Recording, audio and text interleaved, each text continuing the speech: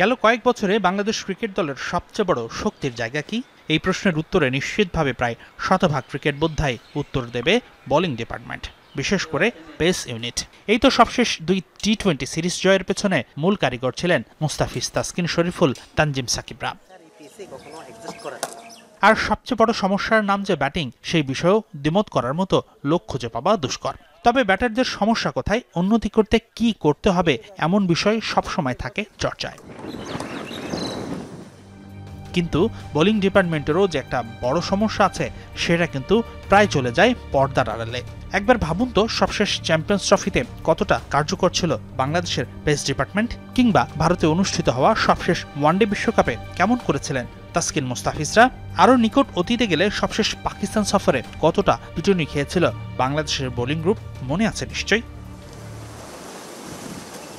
যে উইকেটে বোলারদের কোনো হেল্প থাকে না, অর্থাৎ ট্রু ফ্ল্যাট ব্যাটিং সহায়ক উইকেট, সেখানে তাসকিন, মুস্তাফিজদের মনে হয় খুবই সাধারণ মানের বোলার। বিপরীতে একই কন্ডিশনেও বুমরা, স্টার্ক, রাবাদা, ওমর জয়ের মতো বোলাররা কিন্তু ঠিকই থাকেন কার্যকারী। এর কারণ কি? বাংলাদেশ বোলাররা কোথায় পিছিয়ে, জানালেন জাতীয় দলের সাবেক পেসার ও বর্তমানে বিসিবির অন্যতম সেরা বোলিং কোচ তালহা জুবায়ের। আমাদের বোলারদের স্কিলে কোনো ঘাটতি নেই, কিন্তু আমাদের অ্যাকুরেসিতে একটু ঘাটতি আছে, এবং আমাদের ওই মাইন্ড সেট আপটা কিংবা আমাদের ওই মেন্টাল গেমটা কি হবে, ব্যাটসম্যানের মাইন্ড রিড করাটা, এই জায়গাটায় আমরা হয়তো একটু পিছিয়ে যাই। সো ফ্ল্যাট ট্র্যাকে আপনার এই জায়গাটায় পিছিয়ে গেলে আপনি অনেকটা ছিটকে যাবেন ম্যাচ থেকে।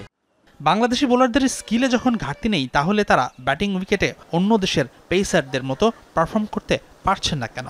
তালহা জুবায়ের মতো দেশের অন্য প্রায় সব ক্রিকেট এক্সপার্টদেরই উত্তরটা জানা, আর সেটা হলো বাংলাদেশের উইকেট, বিশেষ করে মিরপুরের কালো মাটির পিচ। এখানে খুব সহজেই 2 রকম বাউন্স আর মুভমেন্ট পায় বোলাররা, যেটা কাল হচ্ছে তাদের জন্য। বলটা আমি জানি এই লেন্থে বল করলে বলের হাইট, বলের পেস সব বলে একরকম থাকে না। সো আমার কিন্তু স্কিল শো করার কিছু নেই, আমি খালি ওই জায়গাটায় ওই লাইনে বল করলেই ব্যাটসম্যানই কিন্তু ডাউটে থাকে যে বলের পেসটা কিংবা বাউন্সটা কি আসবে। যতক্ষণ না পর্যন্ত আমাদের দেশের উইকেটটা ভালো হবে, ট্রু উইকেট হবে, ব্যাটসম্যান বলার দুজনের জন্যই সমানভাবে থাকবে, ততদিন পর্যন্ত আমাদের ইন্টারন্যাশনাল ক্রিকেটে সার্ভাইভ করাটা খুব ডিফিকাল্ট।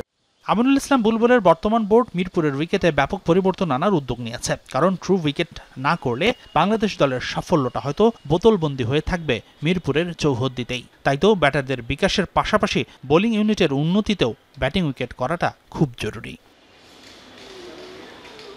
হাসিনুর রহমান, যমুনা স্পোর্টস, ঢাকা।